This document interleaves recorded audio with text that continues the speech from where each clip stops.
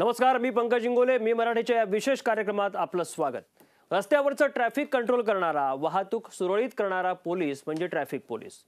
पण ट्रॅफिक पोलिसांची ही ओळख बदलतीये. सिग्नलच्या पुढे एखाद्या झाडामागे किंवा गाडीमागे लपून राहणारा आणि तुम्ही सिग्नल तोडलात की चटकन पुढे येऊन तुम्हाला अडवणारा, मग तुमच्याकडून चिरीमिरी वसूल करणारा, हीच हल्ली ट्रॅफिक पोलिसांची ओळख बनली. यात अनेक इमानदार पोलीसवालेही आहेत. पण ट्रॅफिक पोलीस हप्ता वसुलीकडे का वळलाय? त्याला असं का करावं लागतंय? काय आहे यामागचं भीषण सत्य? याचा पर्दाफाश आम्ही करणार आहोत आमच्या विशेष कार्यक्रमात हप्ता लाईव्ह.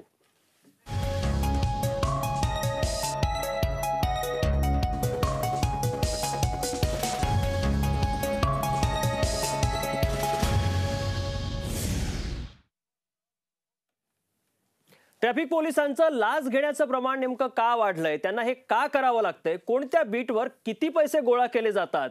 याचाच पर्दाफाश केलाय मुंबईच्या ट्रॅफिक विभागातल्या सुनील टोके या ट्रॅफिक पोलिसानं.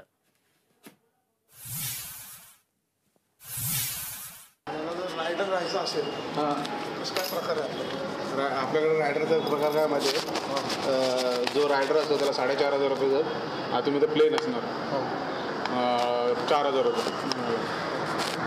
तर ते इन्चार्जचे सिनियरचे नाही, पुढच्यानी पण द्यायचे आणि मागच्यानी पण दोघांनी किती द्यायचे? पुढच्याने 400 4,500 आणि मागच्याने 4 9,000 नाही 9,000 8,500 मागे 2 महिने झाले आपल्याकडे कारवाई चालू नव्हती. बघ आम्हीच खोड घातला होता की म्हणजे आपण कारवाईच नाही करत तुम्हाला पैसे कुठून देणार? तर ते सिनियर ऐकतच नाही बोलतो. तुम्ही जेव्हा जास्त कमवतो तेव्हा बोलतात का सिनियर जास्त कमवतो? नाही, ते ज्याला मला हे नाही समजत पैसे का द्यायचे त्यांना. तेच मला ते समजत नाही का पैसे द्यायचे आपण पहिलीच. अरे ते पहिलं प्रत्येक डिव्हिजनला 3-2,500 रुपये आहे. नाही पण ते हे का गोळा करतायत कशाला पैसे? मला हे नाही समजत पैसे का द्यायचे त्यांना. तेच मला ते समजत नाही का पैसे द्यायचे आपण पहिलीच. अरे ते पहिलं प्रत्येक डिव्हिजनला 3-2,500 रुपये आहे. नाही पण ते हे का गोळा करतायत कशाला पैसे? का गोळाच करायचे का? नोकरी आम्ही करणार, त्रास आम्ही काढणार. कस्टमर कसले शिवीगाळ करतात माहिती आहे तुम्हाला? आम्ही लोकांकडून पैसे घेत नाही तर तुम्हाला कुठून द्यायचे यार? तुम्ही सरसकट वरिष्ठांना पैसे देताय म्हणून तुम्ही आम्हाला त्रास देताय. आणि त्यांना हे सांगितलं की ते म्हणतात वरिष्ठ आम्हाला त्रास देतात, पैसे देत नाही म्हणून. पैसे बी नाही आपला तांदूळकर साहेब पैसे नाही दिले ओरडतो. मग ते त्रास देतं माहिती आहे का? ते पैसे लेट पोचले तरी ते धाड टाकले त्याने दुपारी झोपले द्यायचे तरी. ट्रॅफिकमध्ये राहावं का नाही असं झालंय. तर आपण ऐकलं ट्रॅफिक पोलिसांची ही हप्ता सिस्टम कशा प्रकारे काम करते. टोके यांनी यावरून पडदा उठवलाय. पाहूयात ही सिस्टम कशी चालते ग्राफिक्सच्या माध्यमातून. ट्रॅफिक हवालदार ड्युटी लावण्यासाठी किंवा एखादी पोस्ट मिळवण्यासाठी अधिकाऱ्यांना लाच देतात. तसंच आवडत्या जागी काम करण्यासाठीही प्रत्येक महिन्याला 1,500 ते 2,000 रुपये द्यावे लागतात. पोलीस रायडरनाही ड्युटी इन्चार्जला 4,500 रुपयापर्यंतचा हप्ता द्यावा लागतो.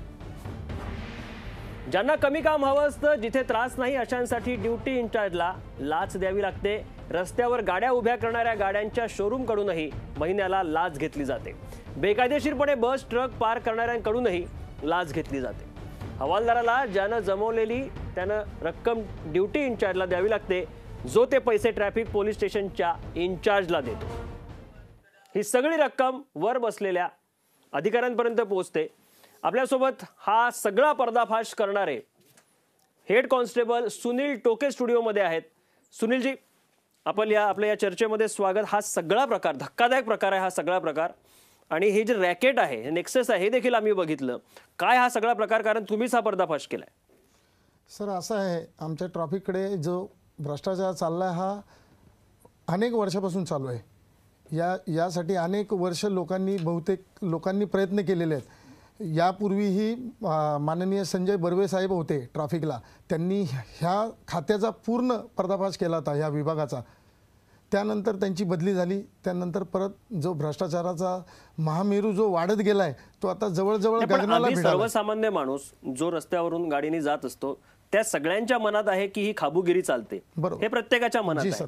पण हे जे रॅकेट तुम्ही उघडकीस आणलंय हे धक्कादायक आहे. म्हणजे प्रत्येकापर्यंत पोहोचणारे पैसे आणि हे अगदी वरिष्ठांपर्यंत हा सगळा प्रकार जो तुम्ही उघडकीस आणला, हे काय नेमकं नेक्सस आहे हे आम्हाला तुमच्याकडून जाणून घ्यायचं. असं आहे, मी 1-1.5 वर्ष झाले गोरेगाव वाहतूक विभाग या ठिकाणी नोकरी करतोय. बाहेर जी मिळेल नोकरी ती मी करतो. कारण यापूर्वी मी कधीही ट्रॉफिकला नोकरी केलेली नाही. तिथे असं आहे की मी नवीन असल्यामुळं मला त्याचा अनुभव येणं किंवा माहीत पडणं ह्या गोष्टी थोड्या दुरापास्त झाल्या होत्या. हळूहळू सगळं माहीत झालं. त्याच्यानंतर जुने लोक मला सांगायचे, अरे बाबा तू जे इन्चार्ज डिमांड करतील किंवा तुला आरामाची नोकरी हवी असेल तर इकडे पैसे हे द्यावेच लागतील तुला. म्हणजे हे सर्रास चालतं. हे सर्रास चालतं. त्यानंतर मी थोडंसं त्या याच्यामध्ये इन्व्हॉल्व झालो. साधारणतः काय रेट असतो? आता जर समजा तुम्हाला एक चांगली नोकरी हवी आहे आरामाची, आता आमच्याकडे तर असे नोकरी करतायत लोक गेले एक वर्षभर की सकाळी 8-9ला येणे, 10-11 वाजता घरी जाणे. सकाळी 8-9ला येऊन 10ला घरी जाणे. आणि त्याला नाव दिलेलं आहे चढणी आणि उतरणी. चढणी आणि उतरणी याचा अर्थ असा की जिकडून वाहनं चढली जातात पुलावर आणि जिकडे उतरली जातात त्या दुट्या फक्त 2.5-3-4 तासाच्या आहेत. आणि त्या दुट्या फक्त वरिष्ठांचे जे आणि हे सोयीचं काम जर हवं असेल तर किती पैसे द्यावे लागतात? सोयीचं काम असेल तर महिन्याला 1000 रुपये द्यावे लागतात इन्चार्जला.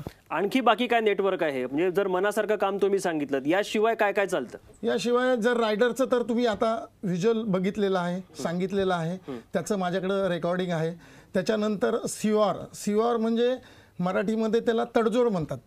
जिथे रस्त्यावर उभं राहून कामं करतात लोक, लायसन जमा करणे थोडक्यात. त्या ठिकाणी जी लायसनं जमा केली जातात तिथे जर एका माणसाला 2 चार्ज मारलेले असेल विदाउट हेल्मेट सिग्नल जम्पिंग, तर जो कोणी लायसन सोडवायला येईल त्याच्यासाठी त्याला वेगळे चार्जेस, म्हणजे जर 200 रुपये शासनाची पावती आहे परंतु त्याचा म्हणजे पावती न बनवता त्याकडे जास्त पैसे घेणे किंवा ते 200ची पावतीच नाही बनवायची. त्याला सांगताना सांगायचं ह्या ऑफेन्सचे रुपये 400 किंवा 500 आहेत.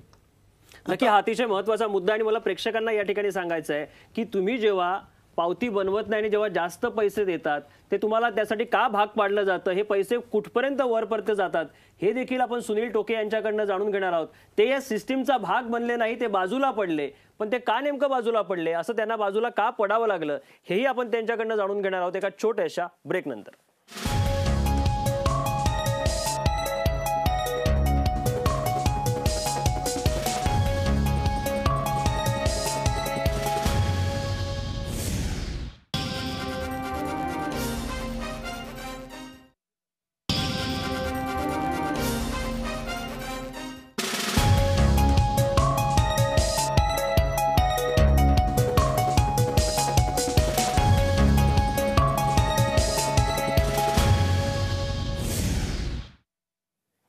ब्रेकनंतर आपलं पुन्हा एकदा स्वागत. आपण पाहताय आमचा विशेष कार्यक्रम हप्ता लाईव्ह. एखाद्या ट्रॅफिक पोलीस त्या सिस्टीम मधला भाग त्याला व्हायचं नाहीये, त्याला ती खाबुगिरी नको आहे, म्हणून त्याला नेमका कसा त्रास दिला जातो आणि त्याच ट्रॅफिक पोलिसांना केलेलं स्टिंग ऑपरेशन आम्ही आता आपल्याला दाखवणार आहोत. ट्रॅफिक पोलीस कशा पद्धतीने ही वसुली करतात पाहूयात या व्हिडिओमधून. दे रे बाबा दे. खालून पण आलं तर बोलतात असं आहे, वरतून पण आलो, कुठून काय काय करायचं बोला.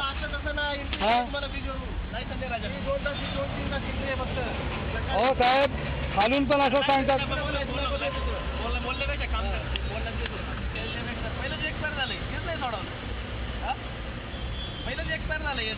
आता 2-3 दिवस झाला आता फाळून.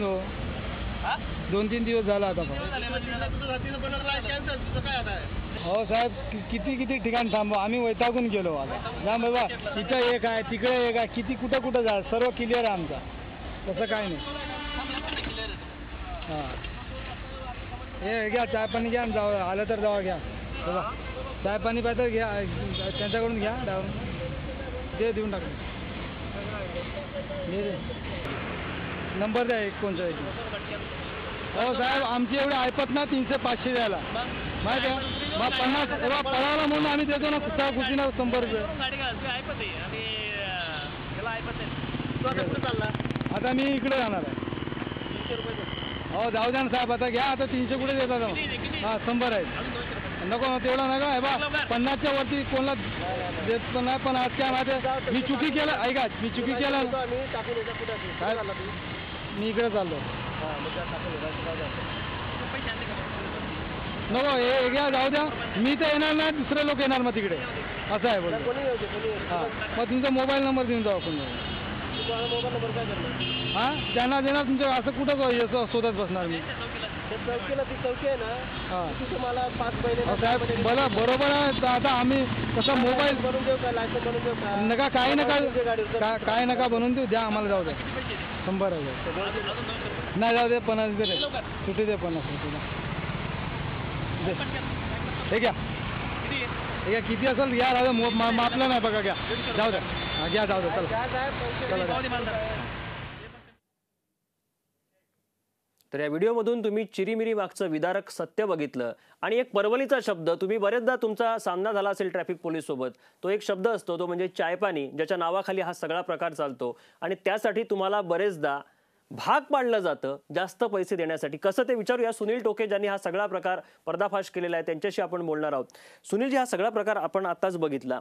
मला तुम्हाला एक विचारायचं, मी पुढे तर तुमच्याकडे येतोच, पण जसं तुमच्या या सगळ्या स्टिंगमध्ये आणि तुमच्या त्या ऑडिओ क्लिपमध्ये एक जाणवलंय, ते म्हणजे जे सामान्य जे हे असतात ग्राहक असतात, त्या आपण त्यांना म्हणू की जे जाणारे असतात, ज्यांना तुम्ही अडवता, तुम्ही त्यांना भाग पाडलं जातं त्यांच्याकडनं जास्त पैसे घेण्यासाठी, कारण तुम्हाला टार्गेट कंप्लीट करायचं आहे वर पैसे देण्यासाठी. बरोबर आहे. जिथे 200 रुपयाचं सामान्य नागरिकाला माहीत नाही आहे की ट्रॅफिकचे रूल्स किंवा किती चार्जेस आहेत, किंवा बाहेरगावच्या ज्या गाड्या येतात, आता गुजरातवरून एखादी गाडी आली, त्या गाडीला अधिकार आहे मुंबईमध्ये यायचा किंवा महाराष्ट्रात कुठलं तरी कारण काढायचं आणि वसूल करायचं. हां, आणि तिकडला जर चालक आला गुजरातचा किंवा नागपूरचा आला किंवा आपला महाराष्ट्रातल्या कुठल्याही प्रदेशातला आला माणूस गाडी घेऊन, तर त्या ड्रायव्हरकडे एकच लायसन असतं. त्या लायसनचा असा प्रॉब्लेम होतो की भले आता काही बाहेरगावच्या गाड्या ज्या येतातच नाही, पण आता तुम्ही आता हा विषय काढला आणि बऱ्याच आमच्या प्रेक्षकांच्या मनात देखील उत्सुकता असेल आणि हा आम्हालाही विचारून घ्यायचा आहे. मी आता सरळ शब्द वापरतो, फंडे. काय नेमके तुमचे फंडे असतात की जेणेकरून तुम्ही त्यांना अडकवण्याचा, ट्रॅप करण्याचा प्रयत्न करता? आता बघा साहेब, असं आहे, पोलीस कॉन्स्टेबल ते ASI पर्यंत गाडीचे कुठलेही पेपर बघायचा अधिकार नाही, पहिली गोष्ट. पण कोणीही बघतं, पण हे पेपर कोणीही बघतं.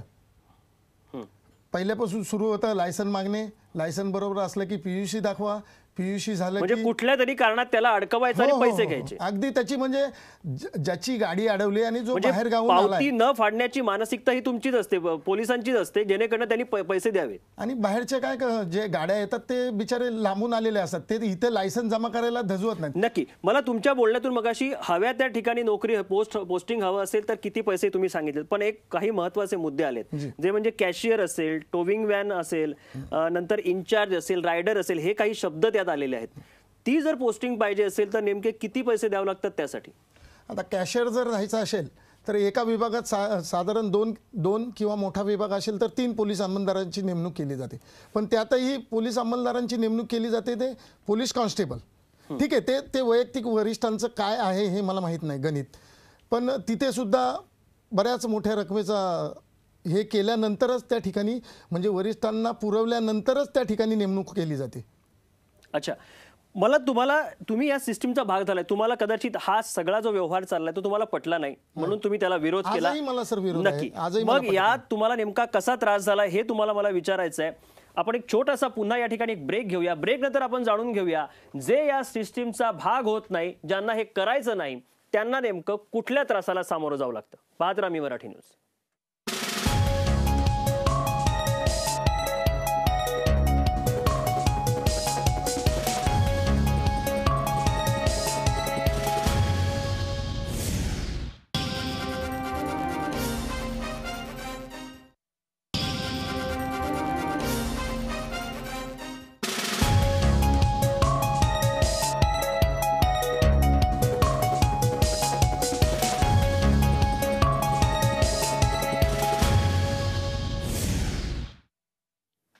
ब्रेकनंतर आपलं पुन्हा एकदा स्वागत. आपण पाहताय आमचा विशेष कार्यक्रम हप्ता लाईव्ह, आणि या कार्यक्रमात ज्यांनी पर्दाफाश केलाय, ट्रॅफिक डिपार्टमेंटमध्ये काय काय खाबुगिरी चालते वरपासून खालीपर्यंत, असा लढवय्या एक पोलीस ऑफिसर, आपल्या पोलीस कॉन्स्टेबल आपल्या स्टुडिओमध्ये आपल्यासोबत आहे, सुनील टोके.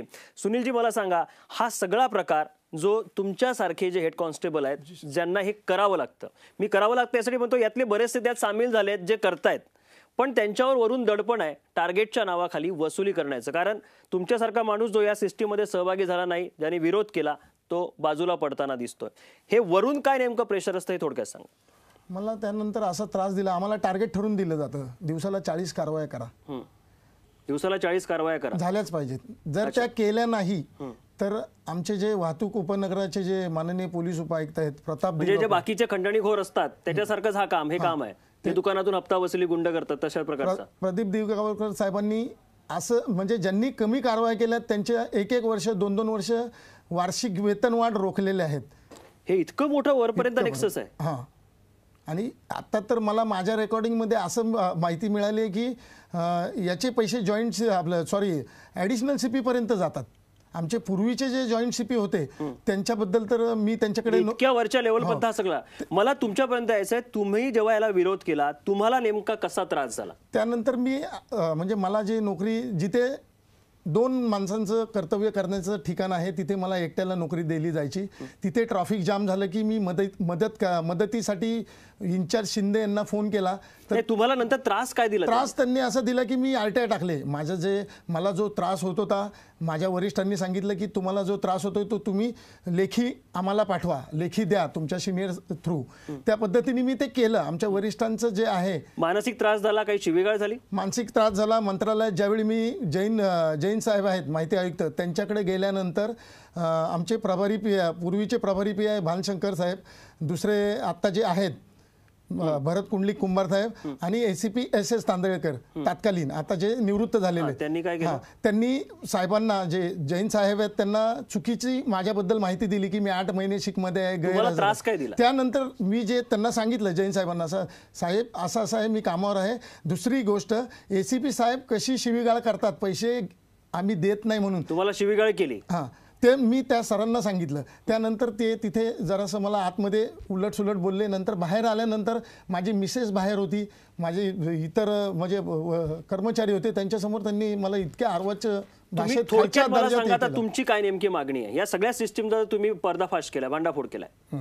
माझं एकच म्हणणं आहे की जे सिनियरला काय सांगाल तुम्ही या प्रकरणात? माझ्या वरिष्ठांना एकच सांगणं आहे की आम्ही जे खालचा तळागाळाचा जो वर्ग आहे त्यांना जेवढं तुम्ही दाबताय तेवढं करू नका. आमचं थोडं ना थोडं तरी मानसिक संतुलन चांगलं राहील. अगदी बरोबर, कारण तुम्हाला बाहेर काम करायचं. एक शेवटचा प्रश्न मी सर्वसामान्य प्रेक्षकांसाठी तुम्हाला या ठिकाणी सांगायला होतो, कारण तुम्ही हे सगळं जवळून ट्रॅफिकचं काम बघितलेलं आहे. सर्वसामान्य नागरिक जेव्हा अशासाठी बाहेर पडतो त्याला जेव्हा भाग पाडलं जातं, पैसे वसूल केले जातात, तुम्ही त्यांना नेमकं काय सांगाल? अशी जर परिस्थिती ओढवली सर्वसामान्य नागरिकांनी नेमकं काय करावं? सर्वसामान्य नागरिकांसाठी आपल्याकडे वरळीला लाचलुचपत प्रतिबंधक कायद्याखाली जे काही ते करू शकतात. चिरीमिरी देऊ नका, सरळ सरळ पावती फाडायला लावा किंवा कंप्लेंट करा. शासनाला तुम्ही पैसे भरा, ठीक आहे. तुम्ही गुन्हा करताय, चूक करताय. म्हणजे जे पैसे दिले जातात ते टार्गेट पूर्ण करण्यासाठी आणि या वरच्या लोकांचा हा मलिदा आहे सगळं, असं तुम्हाला म्हणायचं? हां, आणि आता सध्या तर लाचलुचपत प्रतिबंध विभाग हा तर अद्यावत केलेला आहे. आणि माननीय प्रवीण दीक्षित सरांनी तर खरंच त्यांचं काम म्हणजे आत्ताच्या याच्यामध्ये घडीमध्ये खरंच वाखाणण्यासारखं आहे. नक्की, धन्यवाद. तुम्ही सुनील टोके, तुम्ही या कार्यक्रमात सहभागी झालात आणि हा सगळा भांडाफोड केलात. तुमचं कौतुक करावं तेवढं थोडंच आहे, कारण तुम्ही स्वतः नोकरीत असताना सुद्धा हा सगळा प्रकार भांडाफोड केलेला आहे, तुम्हाला झालेला त्रास झालेला आहे आणि तुम्ही या स्वतः सिस्टीमचा भाग झाला नाही यासाठी तुमचं कौतुक जास्त आहे. तर प्रेक्षकांनी आम्हाला हे सांगायचं, हा सगळा प्रकार ज्यांनी उघडकीस आणला त्यांना आम्ही या स्टुडिओत यासाठीच आणलं होतं, कारण ज्या गोष्टीला तुम्ही रोज फेस करता सर्वसामान्य रस्त्यावर असताना त्याच्या मागे नेमकं काय काळाबेरं चाललेलं आहे हे सगळं तुमच्या समोर मांडण्याचा हा प्रयत्न होता.